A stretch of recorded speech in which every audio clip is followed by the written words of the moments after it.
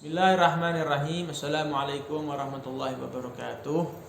Alhamdulillahirabbil alamin wassalatu wassalamu ala asyrofil anbiya'i wal mursalin sayyidina Muhammadin wa ala alihi wa sahbihi ajmain. Amma ba'd. Segala puji bagi Allah Subhanahu wa taala yang mana Allah Subhanahu wa taala telah memberikan karunia dan kenikmatan yang begitu besar kepada kita, yaitu nikmat iman dan Islam. Dan tak lupa shalawat dan salam kepada Nabi besar Muhammad sallallahu alaihi wasallam beserta segenap keluarganya yang suci dan sahabat-sahabat yang mulia radhiyallahu taala anhum wa ardhah. Allah Subhanahu wa taala berfirman dalam surat At-Taghabun ayat 11 sampai 13. A'udzubillahi minasyaitonir rajim. Ma asaba min musibatin illa biidznillah. Wa may yu'min billahi yahdi qalbah. Wallahu bikulli syai'in alim. Wa atiullah wa atiur rasul fa in tawallaitum fa innama ala rasulina al-balaghul mubin. Allahu la ilaha illahu wa 'ala Allahi falyatawakkalul mu'minun. Shadaqallahul azim. 3 ayat ini sangat tepat untuk keadaan kita sekarang di masa pandemi COVID-19 yang sedang merebah di tengah-tengah kita semua. Kita khawatir, kita takut, kita bingung, segala sesuatu aktivitas kita terganggu, terhalang dengan ada wabah ini. Takut ketularan, takut nanti sakit, takut bisa meninggal dunia karena wabah. Tapi kita nggak takut kalau meninggal dunia belum bawa amal, nggak bawa iman. Oleh karenanya kita harus punya keimanan dulu, yakin dulu, karena malapetaka bagi kita takut sama sebuah wabah. Tapi yang lebih besar keimanan kita nggak takut. Makanya Allah sampaikan di ayat 11 tersebut bahwa segala sesuatu yang terjadi, musibah yang menimpa umat manusia di muka bumi, semua atas izinnya Allah. Yakin dulu itu, iman dulu sama hal itu. Kalau yakin sama itu, maka hasilnya kita akan bersandar kepada yang memberikan izin untuk meminta kepada Allah, bagaimana ya Allah berikan kemudahan, kelancaran, dan jauhkan dari segala macam malapetaka dan bahaya. Itu poinnya. Yang kedua, Allah perintahkan untuk taat kepada Allah dan Rasulnya. Yang ketiga, tawakal. Saya akan bahas tawakal dahulu. Tawakal kepada Allah itu kita harus berusaha menjadikan hal ini sebagai tantangan. Jangan jadi ancaman. Kalau jadi ancaman kita jadi pemalas nanti.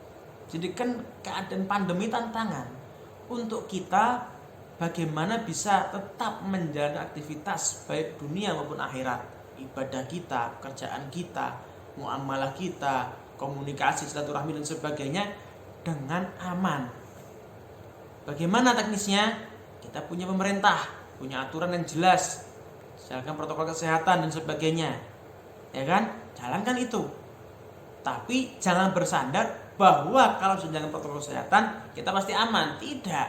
Yakin yang memberikan keamanan itu Allah Subhanahu wa taala yang ngasih izin wabah itu turun. Kita berusaha dengan menjalankan upaya-upaya untuk Allah mengijabahi, mengabulkan apa harapan kita, yaitu terjaga dari segala macam musibah. Jadi kita perlu tahu bahwa tawakal ini usaha yang didasari keimanan kepada Allah. Hasilnya terserah Allah. Kalau kena, Allah yang punya kehendak. Kita cuma suruh apa? Berusaha. Apa usahanya? Berobat, isolasi mandiri, dan berdoa kepada Allah untuk diangkat. Kalau kita sudah selalu menyandarkan kepada Allah, semua jadi mudah. Pekerjaan tetap jalan, tidak ada halangan, inovasi tetap berjalan, kreativitas berjalan, tidak ada yang membuat lambat dan sebagainya. Semua tidak ada masalah, semua lancar. Nah, yang ketiga, taat kepada Allah dan Rasulnya. Kunci agar kita usaha doa agar Allah mengabulkan apa yang kita harap, kuncinya ya tadi itu, taat sama Allah dan Rasulnya. Bagaimana mungkin Allah mengabulkan hajat kita, tapi kita tidak mau taat sama yang kita mintain hajatnya? Tidak bisa lah. Jalan untuk dapat hal tersebut, kita harus menyambung tali kita kepada Nabi Muhammad SAW. Bagaimana caranya? Kita ini pendosa, banyak maksiat, sunnah Nabi banyak yang kita lupa. Nah, ada cara yang simpel. yang mudah, karena segala sesuatu itu tahap demi tahap, step by step, tidak bisa langsung. Kita bikin dulu, kita selalu ingat sama Rasulullah, bikin diri kita selalu ingat sama Rasulullah, cinta sama Rasul dengan cara yang sangat mudah. Lisan kita biasa nganggur, kita biasain rutin sholawat. Sholawat ini hebat, karena kata Nabi, sholawat umatku tuh nyampe ke telingaku dan disampaikan sama malaikat Fulan bin Fulan dari Rasulullah sholawat padamu. Dan Rasulullah menjawab, menyampaikan balasan untuk kita. Rasulullah kenal sama kita lewat sholawat kita, makanya sering-sering sholawat. Allahumma sholli ala sayyidina Muhammad wa ala ali sayyidina Muhammad. Atau sebagaimana kiai-kiai kita sering mengajarkan, Allahumma sholli ala sayyidina Muhammadin tibbil qulubi wa dawaiha wa afiyatil abdani wa shifaiha wa nurul absari wa dhiyaiha wa ala alihi wasallam. Sholawat ini disebut sholawat tibbil qulub oleh seorang ulama di karya ulama Mesir Syekh Ahmad Dardir. Kata Syekh Yusuf bin Ismail An-Nabhani, faedah sholawat tersebut yaitu agar kita diberi kesembuhan oleh Allah SWT, diberi kesembuhan atas segala penyakit dan dijauhkan dalam segala macam malapetaka atau musibah atau penyakit. Mudah-mudahan kalau kita hafal, kita rutinkan, istiqomahkan.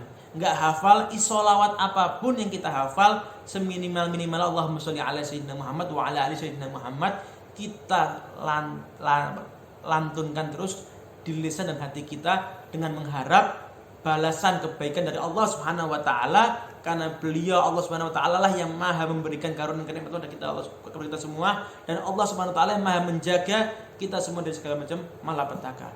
Mungkin ini sudah saya sampaikan, kurang lebihnya mohon maaf. Subhanakallahumma bihamdika asyhadu an la ilaha illa anta astaghfiruka wa atubu ilaik wal afu minkum wassalamu alaikum warahmatullahi wabarakatuh.